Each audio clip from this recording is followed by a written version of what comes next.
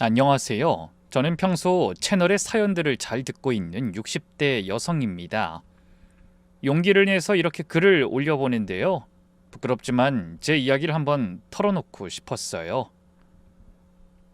한때는 남부러울 것 없이 살았던 제가 어쩌다 길바닥에서 김밥을 마는 처지가 됐는지, 그리고 그 끝에서 어떤 기적을 만났는지에 대한 이야기예요. 말주변이 없어서 좀 길어질 수도 있는데 끝까지 읽어주셨으면 좋겠습니다. 과거 저는 그런 대로 잘 살았었습니다. 남편은 중소기업 회사원이었고 저는 가정주부였죠. 딱히 넉넉하다고는 할 수 없었지만 그렇다고 모자라다고도 할 수 없는 그런 살림이었어요. 남편은 무뚝뚝한 편이었지만 저한테만큼은 참 다정했거든요. 결혼기념일이면 어김없이 꽃을 사들고 왔고, 제가 허리가 아프다고 하면 다음날 퇴근길에 파스를 한 박스씩 사왔죠. 그 사람이 사준 금반지를 끼고 동네 친구들이랑 시장 구경 다니고 개모임 나가는 게 일상이던 그런 시절 말이에요. 지금 생각하면 참 별것 아닌 일상인데 그게 얼마나 소중한 건지 그땐 몰랐더라고요. 그리고 아들이 있었습니다. 외동아들이었어요. 눈에 넣어도 아프지 않는다는 말이 딱 그 아이한테 어울렸죠. 태어날 때부터 순한 아이였어요. 밤에 잘 울지도 않고 먹을 것도 가리지 않고 어딜 데려가도 칭얼거리는 법이 없었죠. 남편은 그 아이를 보면서 늘 이런 말을 했어요. 여보, 우리 아들 진짜 복덩어리 아니야? 이렇게 순한 애가 어딨어? 저도 그 말에 매번 웃었죠. 맞아요. 복덩어리였습니다. 동네 어른들한테도 인사성이 밝아서 칭찬을 달고 살았고 학교에서도 선생님한테 한 번도 혼난 적이 없다고 했거든요. 공부를 특별히 잘하는 편은 아니었지만 그런 게 뭐가 중요하겠어요. 집에 들어올 때마다 현관에서부터 엄마 하고 소리를 지르며 달려드는 그 아이만 보면 세상 부러울 게 없었으니까요. 그 아이가 유독 좋아하던 게 있었어요. 바로 제가 만들어준 김밥이었습니다. 소풍 가는 날이 아니어도, 특별한 날이 아니어도 엄마표 김밥이면 밥 한 대접은 뚝딱 비워냈죠. 어떤 날은 학교 갔다 오자마자 가방도 안 내려놓고 주방으로 달려와선 이러더라고요. 엄마, 나 오늘 김밥에 햄 2개 넣어주면 안 돼? 친구들이 엄마 김밥이 세상에서 제일 맛있대. 그래, 우리 아들. 엄마가 특별히 오늘은 햄 3개 넣어줄게. 학교 가서 친구들이랑 사이좋게 나눠 먹고 와. 알았지? 와, 진짜? 역시 우리 엄마 최고야. 다녀오겠습니다. 사랑해, 엄마. 신발을 구겨 신고 문을 나섰던 그 뒷모습이 제 인생의 마지막 행복이 될 줄 그땐 정말 몰랐어요. 15년 전 일입니다. 그날따라 밤 공기가 유독 찼거든요. 아들한테서 전화가 왔었어요. 떡볶이가 먹고 싶다고요. 저는 콧노래를 부르면서 주방에서 프라이팬을 돌리고 있었죠. 얼마나 평범한 저녁이었는지 몰라요. 근데 모르는 번호로 전화가 한 통 오더라고요. 여보세요? 거기 혹시 보호자분 되시나요? 사고가 났습니다. 지금 빨리 병원으로 오셔야 할 것 같아요. 네? 사고요? 그게 무슨... 우리 애가요? 저 방금 전까지 통화했는데요. 잘못 거신 거 아니에요? 수화기를 든 손이 떨렸습니다. 심장이 덜컥 내려앉는다는 게 어떤 기분인지 그때 처음 알았어요. 병원 복도를 어떻게 달려갔는지 기억도 안 나요. 신발이 벗겨진 줄도 모르고 맨발로 뛰었으니까요. 근데 중환자실 유리 너머로 본 모습은 제가 알던 제 아이가 아니었답니다. 온몸에 기계를 주렁주렁 달고 얼굴엔 허연 붕대를 감고 꼼짝도 안 하고 누워있더라고요. 선생님, 제발 우리 애 좀 살려주세요. 제가 대신 아플게요. 우리 애 이제 겨우 15이에요. 이제 겨우 중학생이라니까요. 제발요. 의사 선생님 바짓가랑이를 붙잡고 바닥을 기며 애원했죠. 하지만 돌아온 대답은 가혹하기만 하더군요. 어머님, 일단 진정하세요. 현재 뇌사 상태가 강하게 의심됩니다. 오늘 밤을 넘기는 게 고비일 것 같으니 마음의 준비를 하시는 게 좋을 것 같습니다. 뺑소니였습니다. 인적 드문 골목길에서 우리 애를 치고 그대로 달아난 그 사람은 끝내 잡히지 않았죠. 그때부터 아이를 살려보겠다고 가진 걸 다 쏟아붓기 시작했어요. 살던 집도 팔고 남편이 모아둔 노후 자금도 다 깼죠. 그것도 모자라 나중엔 사채까지 썼거든요. 어떻게든 눈만 뜨게 해달라고 매일 밤을 울며 기도했습니다. 근데 1년이 지나니까 남편이 그러더라고요. 여보, 이제 그만하자. 우리 아들 이제 그만 보내주자. 이 말을 듣는데 저는 남편의 멱살을 잡고 흔들었어요. 남편도 많이 지쳐 있었고 남편의 말이 어쩌면 맞다는 것을 알고 있었지만 그땐 그런 말을 하는 남편이 너무나도 원망스럽더라고요. 당신 지금 제정신이야? 저렇게 숨을 쉬고 있는데 어떻게 보내주자는 말을 해? 당신이 아빠야? 나라고 마음이 편하겠어? 하지만 벌써 1년이야. 집도 없고 빚만 수억이라고. 우리 이렇게 살다간 길바닥에서 굶어 죽어. 그리고 우리 아들도 힘들 거야. 다 우리 욕심으로 애 붙잡고 있는 거잖아. 누가 그래? 욕심이라고?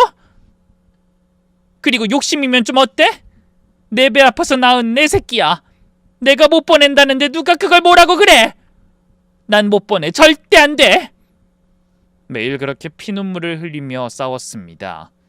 결국 아이를 보내주기로 결심했죠. 그게 얼마나 지독한 결심이었는진 자식 키워보신 분들은 아실 거예요. 세상에서 제일 사랑하는 사람을 제 손으로 포기하는 일이었으니까요. 하지만 남편의 다 우리 욕심이라는 말이 마음에 와닿더라고요. 사실 제 욕심으로 아들을 붙잡고 있는 것이 맞았으니까요. 그래서 더는 욕심치 않고 아들을 편안하게 해주기로 한 것이었죠. 아이를 떠나보내던 날, 저는 영안실 바닥에 주저앉아서 한참을 울었습니다. 일어설 수가 없었어요. 남편이 제 팔을 잡아 일으켜 세웠는데 그 손이 얼마나 떨리던지. 그 사람도 울고 있었거든요. 말은 저렇게 독하게 해도 그 사람도 저만큼 무너지고 있었던 거죠. 근데 그 이후로 남편이 달라지기 시작했어요. 술을 마시기 시작했거든요. 처음엔 그러려니 했죠. 저도 감당이 안 되는데 남편은 오죽하겠냐 싶었으니까요. 근데 날이 갈수록 심해지더라고요. 매일같이 술에 취해서는 저를 원망했습니다. 너 때문이야. 네가 우리 아들 보내는데 동의해서 이렇게 된 거라고. 네가 애미야? 아들이 죽기 전엔 제가, 아들이 죽고 난 후엔 남편이 반쯤 정신이 나가버린 사람 같았습니다. 분명 아들을 이제 편안하게 해주자고 설득했던 것이 남편인데 술만 먹으면 저를 탓하더라고요. 마치 제가 우겨서 아들을 보낸 것처럼요. 그때마다 남편의 손을 잡고 위로하고 사실을 말해줘도 소용이 없었습니다. 당신이 먼저 꺼냈잖아. 제발 정신 차려. 왜 이래? 당신이 이러지 않아도 나 너무 힘들어. 제발 당신이라도 정신 차려. 힘들다는 거 알아. 그래도 이렇게 서로 원망하지 말자. 같이 이겨내야 할 거 아니야. 내가 언제 좋다고 했어? 당신이 우기니까 어쩔 수 없이 따라간 거지? 그 말들이 가슴에 박혔습니다. 빠지지도 않고 시간이 지나도 녹슬지도 않고 그냥 그 자리에 그대로 박혀 있더라고요.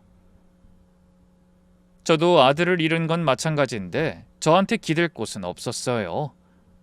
그냥 혼자 삭혔죠. 낮에는 닥치는 대로 일을 했고 밤에는 이불을 뒤집어 쓰고 소리 없이 울었습니다. 그렇게 10년을 살았어요. 그러다 3년 전 남편이 간암 진단을 받았습니다. 술을 그렇게 마시니 몸이 버텨낼 재간이 없었던 거겠죠. 진단받고 나서 얼마 지나지도 않아 그 사람은 세상을 떠났어요. 장례 치를 돈도 없었습니다. 구청에서 도와줬죠. 아줌마 너무 걱정 마세요. 여기 서류에 사인만 하시면 나라에서 장례비 지원 나옵니다. 감사합니다. 정말 감사합니다. 남편까지 떠나보내고 나니 정말 세상에 저 혼자 덩그러니 남겨진 기분이었어요. 아들도 없고 남편도 없고 집도 없고 남은 건 빚뿐이었습니다. 그 빚을 갚으려고 닥치는 대로 일을 했죠. 식당 설거지도 하고 청소일도 하고 그러다 결국 김밥을 팔기 시작했어요. 우리 아들이 그렇게 좋아하던 김밥이었으니까요. 그 아이 생각을 하면서 말다 보면 조금은 덜 외로울 것 같았거든요. 그렇게 저는 참기름 냄새를 손에 묻히며 거리로 나섰습니다. 그렇게 흘러들어온 곳이 고시원이었습니다. 남편 장례 치르고 나서 정리하고 보니 손에 쥔 게 아무것도 없었거든요. 지인한테 부탁해서 겨우 얻어 들어간 곳이었는데 보증금도 없이 한 달치 방세만 내면 된다고 해서 들어갔죠. 방이라고 해봐야 겨우 몸 하나 누울 수 있는 크기였어요. 문 열면 바로 침대고 침대 옆에 겨우 옷까지 몇 벌 걸어둘 수 있는 작은 행거 하나가 전부였죠. 창문은 있었지만 바로 옆 건물 벽이 보여서 낮에도 해가 들어오질 않았답니다. 처음엔 그래도 감사했어요. 누울 곳이 있다는 것만으로도요. 그런데 시간이 지날수록 그 좁은 공간이 저를 짓누르는 것 같았습니다. 새벽에 눈을 뜨면 천장이 코앞에 있는 것 같고 숨이 턱턱 막히는 날도 있었어요. 그래도 어쩌겠어요. 버텨야죠. 고시원 사람들이 저를 대하는 시선이 영 불편했습니다. 복도에서 마주치면 눈을 피하거나 아니면 대놓고 인상을 쓰는 사람도 있었어요. 제가 새벽 4시면 공동 주방에서 김밥 재료를 손질하니까 냄새가 난다는 거였죠. 어느 날은 쪽지가 붙어 있더라고요. 손으로 꾹꾹 눌러 쓴 글씨로 이렇게 적혀 있었습니다. 새벽에 냄새나는 음식 하지 마세요. 다른 사람 생각 좀 하세요. 가슴이 서늘하더라고요. 미안하다는 생각도 들었지만 그렇다고 방법이 없었어요. 새벽에 준비 안 하면 장사를 못 나가고 장사를 못 나가면 방세를 못 내는 거니까요. 그냥 좀 더 조심하면서 했습니다. 참기름은 뚜껑 열어놓는 시간을 줄이고 환기가 되도록 창문은 최대한 열어두고요. 그러다 방세를 올린다고 하더라고요. 그렇지 않아도 벌이가 시원치 않아 식당 일도 알아보긴 했지만 나이가 있다 보니 써주는 곳이 없어 힘든 순간이었는데 참 그 순간에 방세까지 올린다니 참 암담했습니다. 총무님, 제가 이번 주 안으로 꼭 드릴게요. 며칠만요. 며칠만 봐주세요. 일단 힘드신 건 알겠는데 저도 제가 주인이 아니라 직원일 뿐이라고요. 일단 사장님께 말씀 드려볼게요. 그 청년은 말은 그렇게 해도 그때까진 그래도 봐줬었어요. 그런데 사장이 월세 차입금만큼 무조건 다 받아오라고 일렀는지 조금 강하게 나오더라고요. 그날은 여느 때와 같이 제가 장사를 마치고 고시원으로 돌아간 날이었어요. 힘겨운 몸을 이끌고 방으로 이어진 긴 복도를 걸어가는데 제 방에서 총무가 나왔습니다. 이게 다 뭐야? 총무님 계세요? 제 떨리는 목소리에 껌을 짝짝 씹으면서 나오더군요. 제 아들 뻘밖에 안 돼 보이는 그 눈빛에는 미안함 같은 건 없었습니다. 아줌마, 제가 어제 분명히 말했잖아요. 제 뜻이 아니라 사장님 뜻이라고요. 당장 월세 안 올려준 방은 싹 다 빼라고 하네요. 총무님 제발요. 오늘 장사 나가서 어떻게든 일부라도 구해올게요. 날이 이렇게 추운데 짐을 복도에 내놓으면 어떡합니까? 한 번만 봐주세요. 그럼 일부라도 내놓으세요. 그럼 제가 며칠은 더 봐달라고 해볼게요. 며칠 모았던 돈을 다 주고 나니 딱 10일의 시간을 더 준다고 하더라고요. 저는 차가운 복도 바닥에 주저앉아 흩어진 옷가지들을 하나하나 주워 담기 시작했어요. 손이 떨렸습니다. 창피하기도 했고요. 서럽기도 했죠. 그때 구석에 처박혀 있는 낡은 액자 하나가 눈에 들어오더라고요. 액자 유리에 금이가 있었어요. 15년 전 우리 아들이 환하게 웃고 있는 사진이었습니다. 그 아이 얼굴이 차가운 복도 바닥에 이렇게 굴러다니고 있다는 게 너무 미안해서 소매로 액자를 닦으면서 한참을 울었어요. 못난 어미라서 미안하다고. 이런 꼴 보여서 미안하다고요. 다시 방으로 들어올 순 있었지만 안심할 때는 아니었습니다. 사장과 총무의 변덕에 언제 쫓겨나도 이상하지 않은 상황이었으니까요. 일단 몸을 녹이고 다음 날엔 더 일찍 눈을 떴습니다. 리어카를 끌고 고시원 밖으로 나오자 칼바람이 뺨을 때리더라고요. 마치 제 현실과도 같았죠. 그 매서운 바람이 얼마나 추운지 손이 금방이라도 얼어붙을 것 같았지만 손잡이를 더 꽉 쥐었어요. 지금 장사를 시작하지 않으면 오늘 밤 누울 곳이 없으니까요. 부디 우리 아들이 하늘에서 엄마를 지켜봐 주길 바라며 시장 어귀로 향했습니다. 길거리엔 벌써부터 사람들이 바쁘게 움직이고 있더라고요. 다들 두툼한 겨울 외투에 목도리까지 두르고 있었는데 저는 얇은 스웨터 위에 낡은 조끼 하나가 전부였죠. 온몸이 덜덜 떨렸지만 서둘러 자리를 잡고 김밥을 말기 시작했어요. 저기요, 김밥 한 줄에 얼마예요? 첫 손님이 왔습니다. 반가운 마음에 얼른 웃음을 지어 보였죠. 네, 손님 2,000원입니다. 바로 말아드릴게요. 근데 손가락이 너무 곱아서 말을 잘 안 듣더라고요. 밥알이 자꾸 손등에 달라붙고 김은 옆구리가 터지고 마음이 급할수록 손은 더 뜻대로 안 됐어요. 아줌마, 김밥이 왜 이래요? 옆구리 다 터졌잖아. 이런 거 못 먹어요. 죄송합니다. 날이 너무 추워서 손이 좀 굳었나 봐요. 다시 예쁘게 말아드릴게요. 잠깐만요. 근데 손님은 짜증 섞인 눈빛으로 저를 한번 쳐다보더니 그냥 가버리더라고요. 멀어져가는 뒷모습을 보며 허탈하게 웃었습니다. 그렇게 오전 내내 버텼어요. 손님이 오면 웃고 외면하면 또 다음 손님을 기다리고 찬바람이 얼마나 매섭던지 발가락 감각이 없어질 정도였는데 그래도 자리를 뗄 수가 없었습니다. 한 줄이라도 더 팔아야 오늘 밤 누울 곳을 구할 수 있으니까요. 손님이 뜸한 시간엔 아들 사진 액자를 리어카 한쪽에 세워두고 혼자 중얼거리기도 했어요. 오늘도 힘내게 해달라고요. 그렇게 점심때가 조금 지났을 무렵이었습니다. 근처에 있는 분식집에서 사장으로 보이는 사람이 걸어 나오더라고요.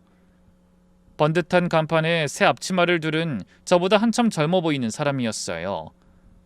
처음엔 그냥 바람 쐬러 나왔나 보다 했는데 제 쪽으로 걸어오더니 싱글싱글 웃으면서 이러더군요. 아줌마, 저 김밥 한 줄만 주세요. 네? 김밥 주세요. 한 줄이요. 보니까 아침에 조금 팔고 지금까지 사가는 사람도 없어 보이던데 저라도 한 줄 보태드릴게요. 그러니까 얼른 한 줄만 주세요. 아니에요. 굳이 좋아하시는 거 아니면 그러지 않으셔도 돼요. 주세요. 점심으로 먹을 거예요. 가게에 먹을 게 많아도 내 손으로 해먹기 싫어서요. 그러니 주세요. 이상하긴 했어요. 평소 살갑게 인사를 하고 지낸 것도 아니었고 저에게 김밥을 산 적도 없던 사람이었습니다. 조금 의아하긴 했지만 손님이니 반가운 마음에 얼른 정성껏 한 줄 말았습니다. 햄도 넉넉히 넣고 단무지도 고르게 넣었어요. 돈을 받으면서 보니까 그 사람이 김밥을 이리저리 살펴보더라고요. 그러더니 고개를 끄덕이면서 이러는 거예요. 맛있네요. 수고하세요, 아줌마. 웃으면서 들어가는 뒷모습을 보며 저도 괜히 기분이 좀 풀렸던 것 같아요. 근처 가게 사장이 사갔으니 좋게 봐주나 보다 싶었죠. 그게 얼마나 순진한 생각이었는지 그땐 정말 꿈에도 몰랐습니다. 1시간쯤 지났을까요? 골목 저쪽에서 남자가 걸어오더라고요. 덩치가 컸어요. 걸음걸이부터 심상치 않았습니다. 어깨를 들썩이면서 오는데 얼굴이 이미 붉어져 있었어요. 저를 딱 보더니 손가락을 들이밀면서 소리를 질렀습니다. 야, 여기 김밥 파는 아줌마 당신이야? 네? 네, 그런데요. 우리 마누라가 지금 배탈이 났어. 당신 김밥 먹고. 지금 난리가 났다고! 어이가 없었어요. 김밥을 산 지 1시간도 안 됐는데 배탈이라뇨? 거기에다 다른 사람들도 별말이 없었을 뿐더러 그 여자 사장님의 김밥을 쌀 때 2줄을 싸 나머지 한 줄은 제가 먹었던 상황이었어요. 같은 재료로 싼 김밥을 거의 비슷한 시간에 먹었는데 전 멀쩡하고 그 여자 사장님만 탈이 났다는 게 말이 되나요? 저는 그 남편의 말이 안 된다고, 다른 걸 잘못 드신 거 아니냐고 차분하게 말해보려 했는데 그 남자가 제 말이 끝나기도 전에 리어카를 손으로 쾅 내리치며 난동을 피우더군요. 재료가 와르르 쏟아졌습니다. 시금치, 단무지, 정성스럽게 손질해둔 재료들이 바닥에 나뒹굴었어요. 저는 얼른 주워 담으려고 허리를 숙였는데 그 남자가 또 발로 리어카를 걷어차더라고요. 덜컹하고 옆으로 기울면서 나머지가 다 쏟아졌어요. 당신 같은 사람이 길바닥에서 이런 거 팔면 안 되는 거야. 위생이 어떻게 되는지 알아? 사람 잡을 일 있어? 우리 마누라 어떻게 할 거야? 어떻게 보상할 거냐고? 목소리가 점점 커졌습니다. 지나가던 사람들이 멈춰서더라고요. 저는 그 눈길들이 무서웠어요. 손이 떨렸습니다. 뭐라고 말을 해야 하는데 목소리가 안 나왔어요. 죄송한데요. 제가 오늘 아침에 직접 손질한 재료들이고 위생에 문제가 있을 리가. 죄송해. 지금 죄송하면 다야. 우리 마누라가 지금 어떤 상태인 줄 알아? 골목이 조용해졌습니다. 주변 상인들이 다 내다보고 있었어요. 근데 아무도 나서질 않더라고요. 모른 척하는 것도 아니고 못 본 척하는 것도 아니고 그냥 다들 보고만 있었어요. 저도 이해해요. 괜히 끼어들었다가 자기한테 불똥 튀면 안 되니까요. 그래도 그 순간엔 정말 세상에 저 혼자인 것 같았습니다. 남자가 이번엔 리어카 손잡이를 잡고 흔들기 시작했어요. 리어카가 크게 흔들리면서 남은 것들이 다 쏟아졌습니다. 전 그냥 그 자리에 서서 바라볼 수밖에 없었어요. 말릴 수가 없었거든요. 그때였습니다. 잠깐만요. 낮은 목소리였어요. 크지 않았는데 이상하게 골목에 딱 퍼지더라고요. 남자가 동작을 멈추고 돌아봤습니다. 저도 봤어요. 젊은 청년이었습니다. 언제 왔는지도 몰랐어요. 골목 입구 쪽에 서 있었는데 움직이지 않고 그냥 그 자리에 서서 남자를 보고 있었습니다. 무슨 일이세요? 당신 뭐야? 알아? 지나가다 봤어요. 뭐가 문제인지 여쭤보는 거예요. 남자가 성큼성큼 청년한테 다가갔습니다. 덩치 차이가 꽤 났어요. 청년이 뒤로 물러설 줄 알았는데 안 물러서더라고요. 그냥 가만히 서 있었어요. 남자 눈을 똑바로 보면서요. 김밥 먹고 배탈 났다고요? 언제 사가셨어요? 그게 당신이랑 무슨 상관이야? 1시간 됐죠? 아직 소화도 안 됐을 텐데 식중독 증상이 나타났다면 원인이 다른 데 있을 가능성이 높아요. 오늘 점심에 다른 거 드신 거 없으세요? 남자가 말문이 막혔습니다. 청년이 목소리를 높이지도 손을 올리지도 않고 그냥 조용히 얘기하니까요. 차분한데 밀리지가 않았어요. 그리고 이 재료들은 지금 다 바닥에 버려진 거잖아요. 이건 분명히 손해가 생긴 거거든요. 이 부분에 대해서는 어떻게 하실 생각이에요? 어떻게 하긴 어떻게 해? 그냥 두고 가는 거지. 그러게 누가 상한 음식 팔라고 했어? 아니 그러니까 여기서 사 먹은 김밥 먹고 탈났다는 증거를 대보라니까요. 없잖아요. 아무것도 없으면서 배 불편해서 화장실 좀 가면 다 이분 탓인가요? 아니잖아요. 남자가 청년을 한참 노려보더니 뭐라고 중얼거리고는 그냥 가버렸습니다. 뒤도 안 돌아보고요. 골목이 다시 조용해졌어요. 저는 바닥에 쏟아진 재료들을 멍하니 내려다보고 있었습니다. 청년이 천천히 걸어와서 제 옆에 쪼그리고 앉더니 시금치부터 줍기 시작하더라고요. 아무 말 없이요. 저도 같이 주었습니다. 둘이서 한참을 그렇게 골목바닥을 쓸었어요. 얼마나 지났을까요? 청년이 먼저 입을 열었습니다. 많이 놀라셨죠? 저는 아무 말도 못했어요. 놀랐다는 말론 부족했거든요. 무서웠고 억울했고 서러웠고 그 감정들이 한꺼번에 몰려오니까 뭐라고 말을 꺼내야 할지 몰랐습니다. 그냥 바닥만 쳐다보고 있었어요. 청년이 더 캐묻지 않았습니다. 그냥 같이 재료를 주우면서 가끔 힐끗 저를 봤어요. 눈이 마주치면 괜찮냐는 듯 살짝 고개를 끄덕이고 그것만으로도 이상하게 마음이 좀 가라앉았습니다. 재료를 다 주워 담고 나서야 청년이 자리에서 일어났어요. 이제 정리는 다 끝난 것 같은데 괜찮으세요? 네, 전 괜찮아요. 아까 너무 놀라기도 하고 어떤 말을 해야 할지 몰라서. 고마워요. 덕분에 잘 넘겼네요. 잘 넘기기는요. 이렇게 재료가 엉망이 되었는데. 몸 안 다친 것만 해도 다행이죠 뭐. 정말 고마워요. 저는 진심을 다해 고맙다는 마음을 전했어요. 이 사람이 아니었다면 정말 큰일이 났을 테니까요. 모르긴 몰라도 아까 사장 남편은 제대로 날 잡았다 생각하고 찾아온 듯 했으니까요. 감사의 인사를 전한 후 엉망이 된 재료를 보는데 참 처참하더라고요. 살면서 그렇게 큰 죄를 지은 것 같지도 않은데 어떻게 이런 불행만이 저를 뒤따르나 하는 생각이 들기도 했고요. 저는 한숨을 쉬었고 청년은 잠깐 생각하는 것 같더니 이러더라고요. 오늘 김밥 드신 분들 중에 연락 닿는 분 있으세요? 같은 재료로 만든 김밥 드시고 아무 이상 없었다는 게 증명되면 얘기가 달라지거든요. 전 그제야 단골 손님 한 분이 떠올랐습니다. 오전에 2줄 사가셨던 분인데 아까 지나가면서 맛있다고 인사를 하고 가셨거든요. 연락처도 있었어요. 있긴 한데 그분한테 이런 걸 부탁드려도 될지 한번 연락해 보세요. 전화 통화로 하는 게 그러면 일단 문자라도 남겨보세요. 주세요. 제가 보내드릴게요. 그 말이 참 이상하게 들렸어요. 제 경험으론 사람들이 생각보다 잘 외면하거든요. 근데 청년이 하도 자신 있게 말하니까 저도 모르게 핸드폰을 꺼냈습니다. 단골 손님은 흔쾌히 받아주셨어요. 자기도 오늘 점심을 잘 먹었다고 뭐가 필요하면 말하라고 하시더라고요. 청년이 옆에서 이것저것 알려주면서 확인서 같은 걸 어떻게 받을 수 있는지, 어디에 얘기해야 하는지 차근차근 짚어줬습니다. 전 그냥 시키는 대로 따라갔어요. 영문도 모른 채로요. 결국 그날 그 남자가 한 주장은 아무런 근거가 없는 것으로 드러났습니다. 같은 재료로 만든 김밥을 드신 분들 중에 탈이 난 사람이 단 한 명도 없었으니까요.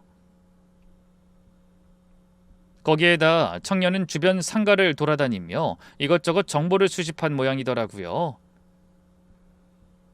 나중엔 주변 상가 사장들까지 합세해줬습니다. 그러고 보니까 나도 그때 분식 사장이 오고 간 뒤에 이상한 민원 같은 게 들어왔다면서 사람들 왔다 간 적 있었어. 아니 그때도 자기 집에서 파는 메뉴를 굳이 우리 가게에 와서 사서 사길래 이상하다 싶었는데 어머 나도 그런 적 있었어. 뭐 상한 음식을 팔았다나 뭐라나? 그래서 그날 아예 장사는 하지도 못하고 음식들 다 조사하고 갔었다니까. 이상한 글까지 올라가는 바람에 매출 반토막 났었잖아. 그럼 이런 걸 다 노리고 허위신고라도 했던 거야? 그랬나 보네. 어쩜 저런 사람이 있어? 자기가 노력해서 잘 될 생각을 해야지. 없는 사실을 만들어내서 남 망하게 하면 어떡해? 아주머니, 앞으로는 저희도 좀 도와줄 테니까 증언 필요하면 말해요. 아시겠죠? 저와는 아예 왕래도 없던 사장님들인데 다들 자신들도 같은 수법으로 당한 적이 있다며 나서주더라고요. 다 청년이 나서서 이리 뛰고 저리 뛰어준 덕이었죠. 그날 이후로 그 분식집 사장은 다시는 저한테 시비를 걸지 않았습니다. 그리고 얼마 지나지 않아 결국엔 그 자리를 비웠다고 하더라고요. 아마 주변에서 들려오는 원망의 소리도 커졌고 워낙 불친절하기로 유명한 곳이기도 해 월세를 감당하지 못하고 떠난 듯 했죠. 그 비어있는 상가를 보면서 참 많은 생각이 들더라고요. 나도 저런 가게가 가지고 싶다. 저런 가게가 있다면 굳이 고시원이 아니더라도 저런 곳에서 먹고 자고 하는 것도 가능하지 않을까? 이런저런 생각에 그나마 모은 돈을 다시 확인해봤지만 택도 없는 금액이었죠. 그때였어요. 곁에서 저를 지켜보고 있던 제 편이 되어줬던 다른 사장님이 다가오시더라고요.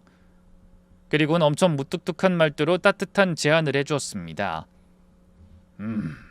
저기 우리 가게 앞에 작은 공간이 있어요. 앞으로는 거기에서 장사해도 돼요.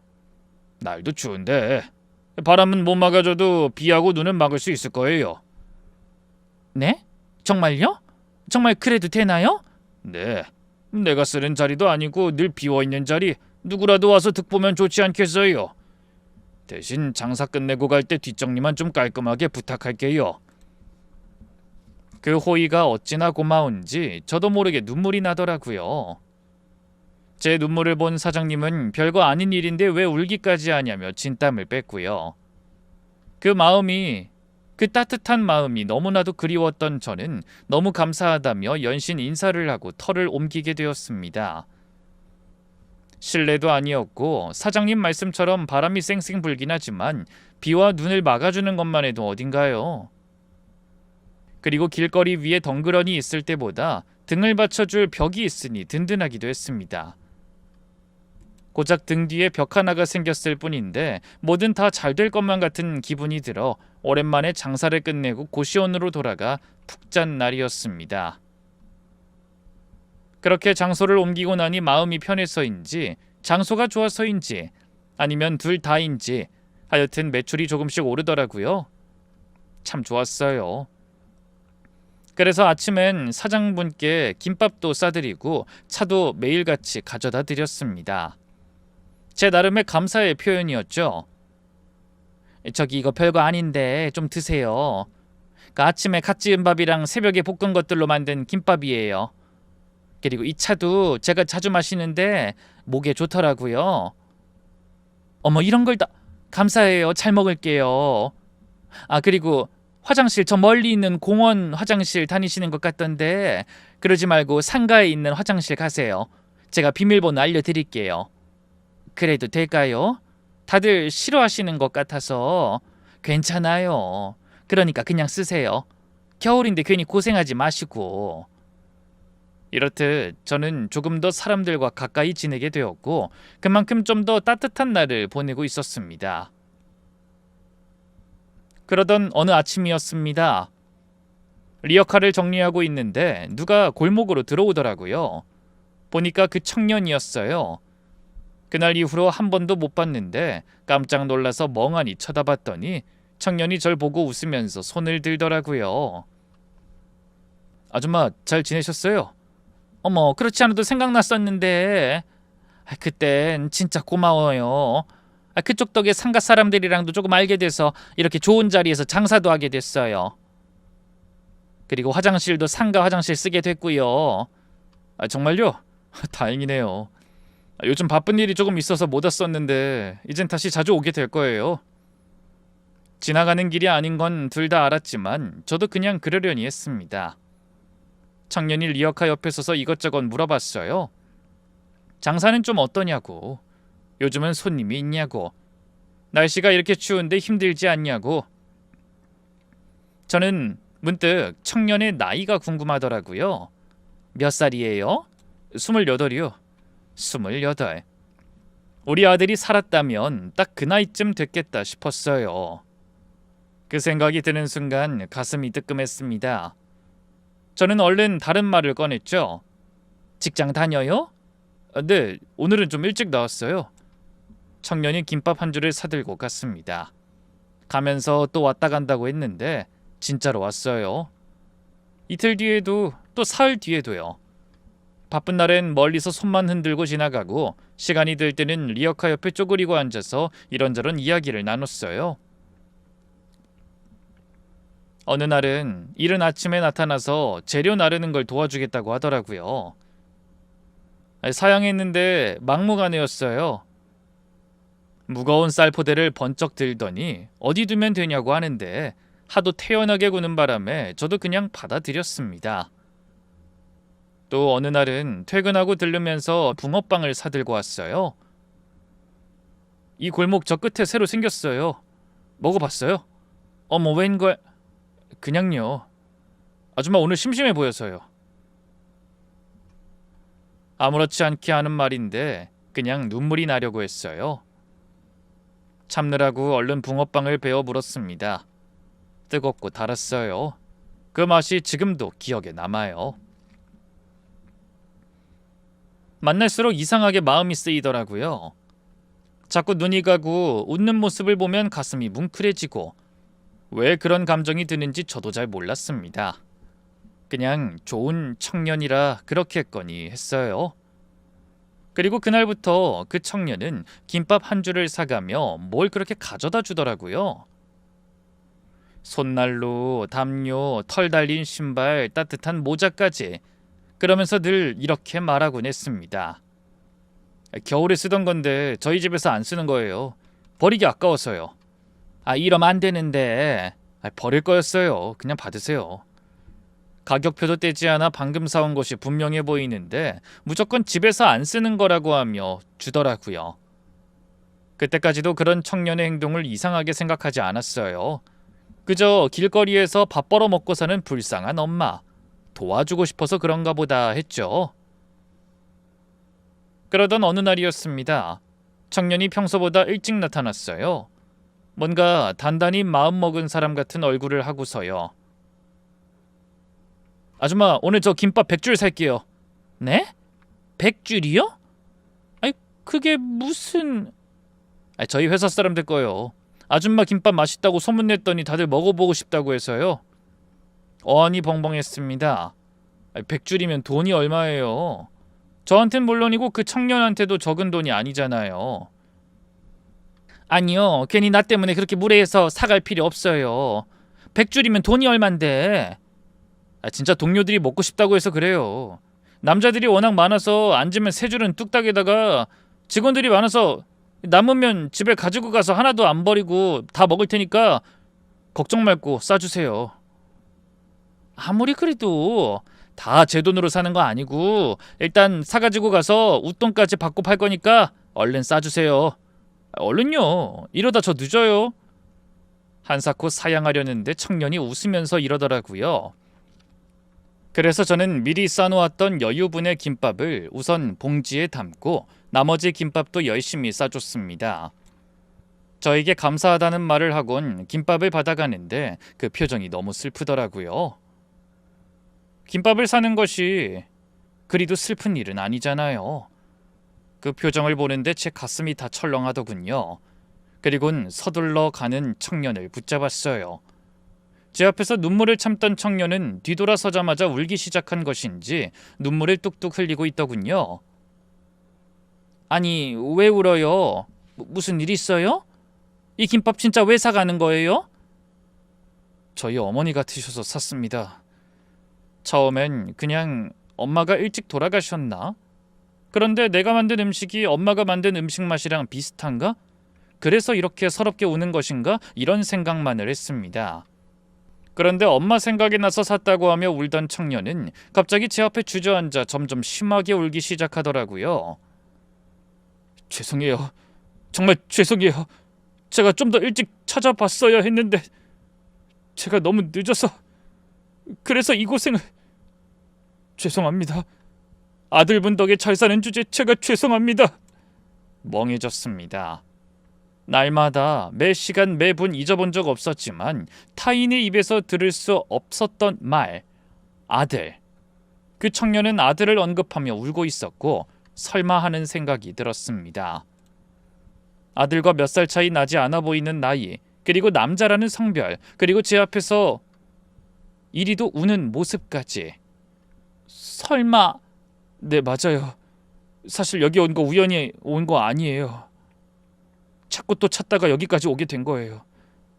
저 심장 이식 수술 받았어요. 심장 이식이요? 그 말이 귀에 들어오는 순간 손이 멈췄습니다. 공여잡은 기록을 볼 순 없었는데 저희 어머니가 수소문 끝에 겨우 알아내셨어요. 15년 전에 뺑소니 사고로 돌아가신 15살 남자아이라고. 그래요. 청년은 길거리에서 김밥 파는 저에게 우연히 어쩌다 들리게 된 것이 아니었습니다. 오랫동안 저를 찾기 위해 노력했고 드디어 저를 찾게 되어 기쁜 마음으로 저에게 왔다고 하더군요. 그런데 그날이 하필 첫 만남을 가졌던 그날이었던 겁니다. 인사는 나누더라도 누군진 밝히지 않으려고 했다고 해요. 겨우 다 잊고 지내는데 괜히 본인의 등장으로 제가 다시 힘든 순간을 떠올릴 수도 있으니까요. 그런 마음으로 저를 만나러 왔는데 하필 그런 모습을 본 것이었죠. 그 다음 말은 들리지 않았어요. 머릿속이 하얘졌습니다. 귀에서 소리가 멀어지는 것 같았어요. 청년이 계속 말을 하고 있는데 입이 움직이는 게 보이는데 무슨 말인지가 안 들렸어요. 그냥 그 눈빛만 보였습니다. 처음 이 청년을 봤을 때부터 따뜻하다고 생각했던 그 눈빛이요.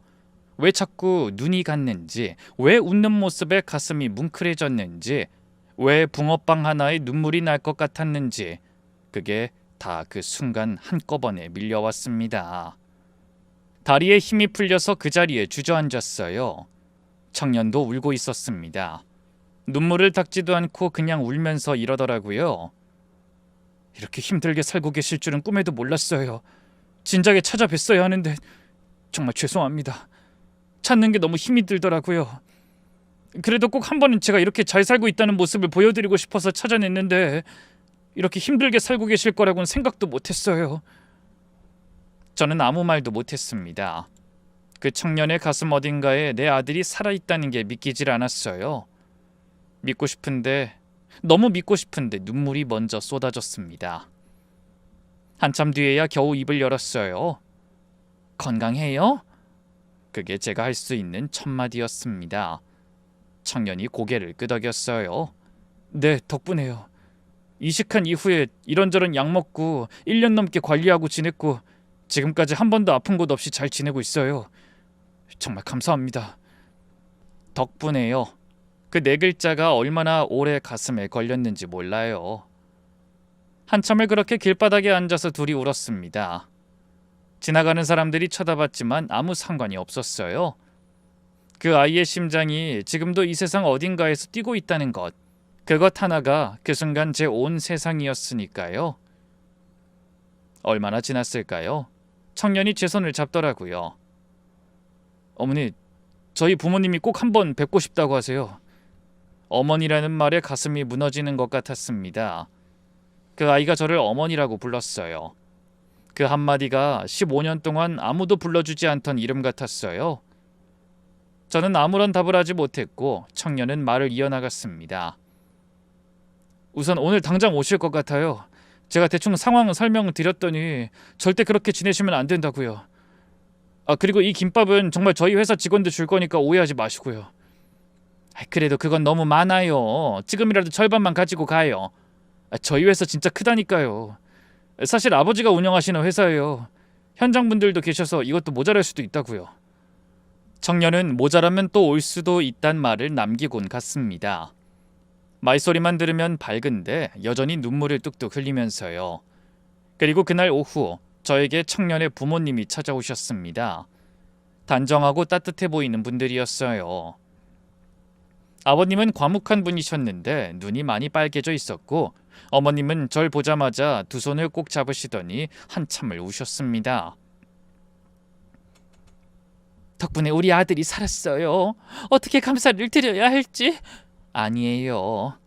저야말로 제 아들이 이 세상 어딘가에서 숨쉬고 있었다는 게 얼마나 감사한지 말을 잇지 못했습니다. 그 자리에서 넷이서 한참을 울었어요. 울다가 웃다가 또 울었어요. 청년이 어릴 때 얼마나 밥을 안 먹어서 애를 먹였는지, 수술하던 날 밤 부모님이 얼마나 무서웠는지, 퇴원하고 나서 처음으로 밥을 먹던 날 아무것도 아닌데 왜 그렇게 울었는지 이야기가 끝도 없이 나왔어요.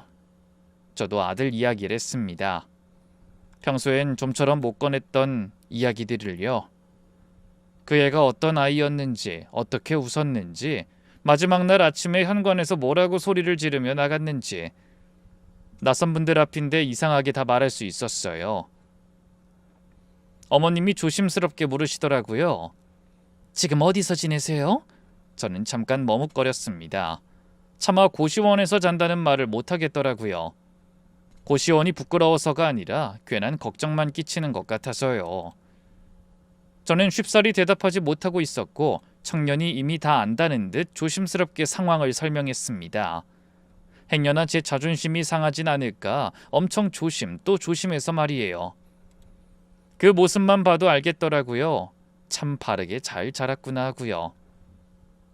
이야기를 다 전해들은 어머님이 제 손을 더 꽉 쥐었습니다. 그 이후에 부모님이 조심스럽게 말씀을 꺼내셨습니다. 지금 아줌마 상황을 그냥 두고 볼 수가 없다고요.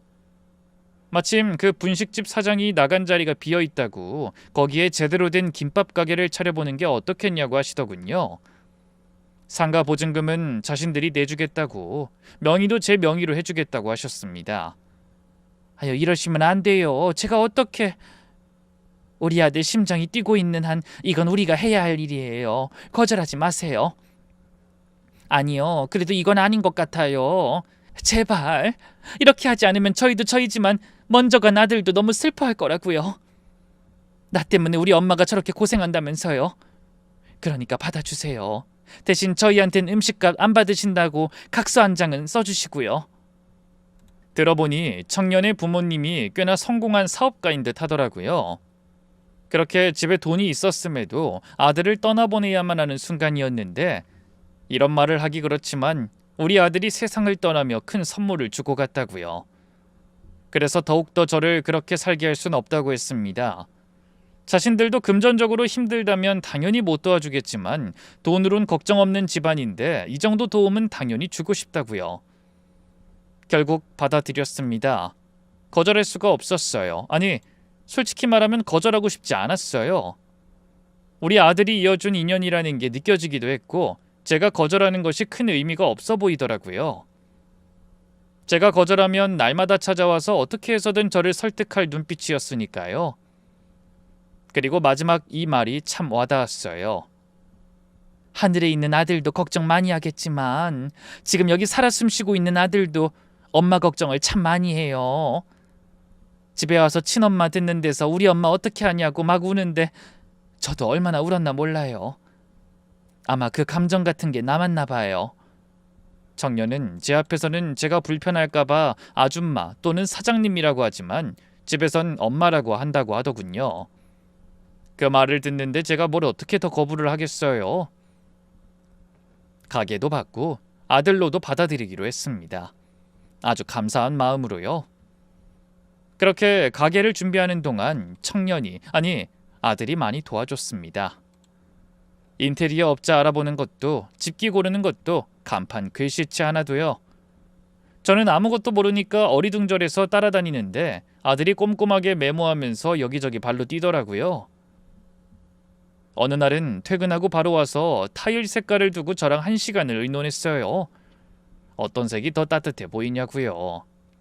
저는 아무 색이나 다 좋다고 했는데 아들은 진지하게 고민을 하더라고요. 그 모습이 자꾸 웃음이 났습니다. 개업하는 날 아침에 혼자 문 앞에 서서 잠깐 멈췄어요. 리어카 끌고 새벽길 걷던 때가 생각났습니다. 골목구석에 박스 깔고 웅크리던 그 밤들이요. 그땐 이런 날이 올 줄은 정말 몰랐어요. 아들 덕에 호강한다는 말이 이런 상황에서 맞나 싶긴 하지만 참 아들 덕에 호강한다는 생각이 절로 들더군요. 그렇게 호강을 하게 된 저는 늘 부러워만 하던 그곳에서 김밥집을 하고 있습니다. 주변 사장님들도 다 축하해 주셨고요. 특히 저에게 큰 마음을 내주셨던 사장님과는 거의 절친이 다 되었다고나 할까요? 그리고 고시원에서도 이제 나왔어요. 가게 뒤편에 있던 창고를 약간 리모델링해서 제 공간으로 만들었거든요. 한사코 집까지 해주신다는 것을 그렇게 하면 도망을 가겠다고 했더니 더는 집 이야기는 하지 않았고 대신 창고를 참 예쁘게도 꾸며주셔서 얼마나 감사한지 모릅니다. 그 덕에 저는 아주 따뜻하고 희망찬 곳에서 제 하루를 시작하고 마무리하고 있습니다. 먼저 간 아들과 남편을 생각하면 미안하긴 하지만 미안한 만큼 남은 인생을 더 열심히 살아가 보려고요. 그리고 행복하게요. 요즘엔 아들에게 여자친구가 생겼다고 하더라고요. 그 말을 전하는 것에도 많은 생각과 고민의 흔적이 보여서 저는 아들의 손을 잡고 이렇게 말했네요. 너 앞으로 좋은 일 생길 때마다 이렇게 눈치 보면서 말할 거야? 엄마로 생각한다고 엄마로 느낀다고 하더니 다 거짓말이었구나. 아니요, 진짜 그런 게 아니라 난 혹시나 엄마가 슬픈 생각이 들까 봐서 그런 건 싫어서. 그러지 마. 네가 결혼하고 싶다는 여자가 생겼다는데 그것보다 더 좋은 일이 어디 있겠어. 나 요즘 돈 많이 모았어. 모르지? 그 돈 다 네 결혼할 때 조금이라도 보태고 싶어서 모은 건데 이제야 나도 돈 좀 쓸 수 있게 됐는데 슬픈 생각할 일이 뭐가 있어. 그러니까 그런 생각하지 마. 알겠지? 아들은 고개를 숙이더라고요. 전 그런 아들의 손을 잡았습니다. 아들, 네가 무슨 생각하는진 다 알아. 하늘에 있는 우리 엄마 아들 생각나지 않는다고 하면 거짓말이지. 근데 그 아들이 생각난다고 해서 슬프다거나 그렇지 않아. 엄마는 눈앞에 있는 아들이 지나치게 엄마 눈치 보고 엄마 생각만 우선시하는 게 더 슬픈걸? 그러지 않아야지 하는데 그게 마음처럼 되지가 않아요. 죄송해요. 지금도 봐. 죄송해요가 아니라 네 앞으로 그렇게 하도록 할게요 라고 해주면 너무 좋을 것 같은데. 우리 관계에선 아무도 죄 지은 사람 없잖니. 그러니까 그러지 말자. 엄마는 늘 우리 아들이랑 우리 아들 부모님께 감사한 마음으로 살고 있어. 서로 감사하면서 아끼면서 그렇게만 살자. 아들은 고개를 끄덕였고 그 후론 그렇게 눈치 보는 일 없이 잘 지내고 있는 것 같아요. 물론 아들의 부모님들과도 아주 잘 지내고 있습니다. 저는 일주일 내내 가게 문을 열어두는데 이런 제가 한 달에 하루 딱 쉬는 날이 바로 그 부모님과 시간을 보내는 날이에요. 함께 가까운 곳으로 드라이브도 가고 산책도 하고 맛있는 것도 먹으며 보내는 시간이 저에겐 다시 한 달을 살아갈 힐링이 된다고나 할까요? 이젠 제 가게도 나름 장사도 잘 되고 그래서 저도 갚을 은혜는 갚고 다른 사람에게 도움을 줄 수 있는 일을 찾아서 하고 있어요. 우선 봉사를 다니기도 하고 노인 일자리라고 해서 하루에 몇 시간이라도 노인분들을 고용하여 일자리를 드리고 있어요. 급여는 물론이고 오실 때마다 반찬거리를 많이 챙겨드리고요. 제가 길거리 생활을 해보니 그냥 주는 도움보다 내 힘으로 성취해내고 받은 것들이 더 좋았었기에 제 나름 고심하여 찾은 방법이었어요. 그리고 힘든 아이들을 위해 김밥 음식들을 나눠주기도 하고요. 특히 제가 길거리에서 김밥을 팔 때부터 자주 오던 8살, 10살 남매 아이가 있는데 사정이 썩 좋지 못한 듯 하더라고요. 남편이 오래 지병으로 고생하다 결국엔 죽었다고 하는데 빚이 많이 남았다고 하더군요. 엄마는 그 빚을 갚기 위해 고군분투하고 제가 팔던 김밥은 시세보다 많이 저렴하니 늘 걸어서 저에게 와 김밥을 사 먹고 가던 아이들이었습니다.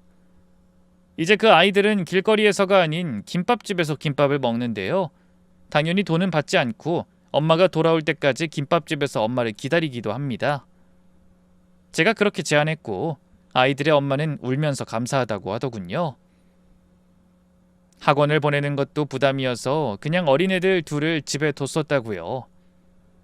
예의상으론 하는 거절도 하지 못할 만큼 급박한 상황을 보니 제 생각이 나서 저도 울었네요.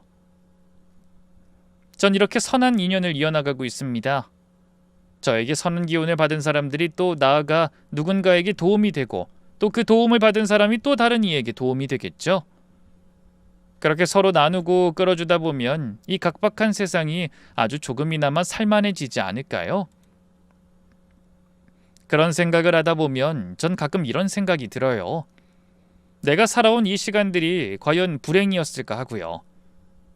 아들을 잃었고 남편을 잃었고 집도 잃었어요. 고시원 좁은 방에서 새벽마다 눈치를 보며 참기름 냄새를 숨겼고 칼바람 맞으며 리어카를 끌었고 복도 바닥에 주저앉아 아들 사진을 닦으며 울었죠. 그 시간들을 불행이라고 하지 않으면 뭐라고 해야 할지 모르겠어요. 그런데 이상한 건 지금 이 자리에서 이 시간들을 돌아보면 그게 다 어떻게든 여기까지 이어진 길이었다는 거예요. 고시원이 아니었으면 그 골목에 없었을 거고 그 골목이 없었으면 청년을 만나지 못했을 거고 청년을 만나지 못했으면 지금 이 가게도 이 따뜻한 하루도 없었겠죠. 어느 하나라도 달랐으면 지금의 전 없었을 거예요. 그러니까 이 모든 시간이 저를 여기로 데려오기 위한 길이었던 것 같기도 해요. 돌아서 한참을 돌아서 왔지만 결국 제자리로 오는 길이었던 거예요. 아들이 떠나던 날 저는 제 인생도 같이 끝난 줄 알았습니다. 그 아이 없는 세상에서 제가 뭘 붙잡고 살아가야 하는지 몰랐어요. 그냥 하루하루 버텼어요. 버티는 게 사는 건 줄 알았거든요. 그런데 살다 보니까 버티는 것과 사는 것은 달랐어요. 언제부터였는진 모르겠어요. 그 청년이 붕어빵을 들고 왔던 날인지 아니면 사장님이 화장실 비밀번호를 알려주던 날인지 아무튼 어느 순간부터 전 그냥 버티는 게 아니라 살고 있었어요. 지금 가게 문을 열 때마다 그 생각을 해요. 오늘도 살고 있다고요. 아들 사진은 여전히 가게 한쪽에 걸려 있어요. 손님들이 가끔 저 사진 속 아이가 아들이냐고 물어볼 때마다 전 그냥 웃으면서 네 합니다. 설명하기 어렵기도 하지만 사실 그게 가장 정확한 대답이기도 했어요. 그 아이는 제 아들이 맞거든요. 하늘에 있는 아들도 가끔 이 가게에 와서 김밥 한 줄 사가는 아들도 다 제 아들이에요. 오늘도 새벽에 일어나 밥을 짓고 참기름을 두를 거예요. 그리고 가게 문을 열고 손님을 맞고 하루를 보낼 거예요. 별거 아닌 하루지만 저한텐 그게 전부입니다. 이 별거 아닌 하루에 감사하며 저는 이만 물러가 볼게요. 긴 이야기 들어주셔서 감사합니다.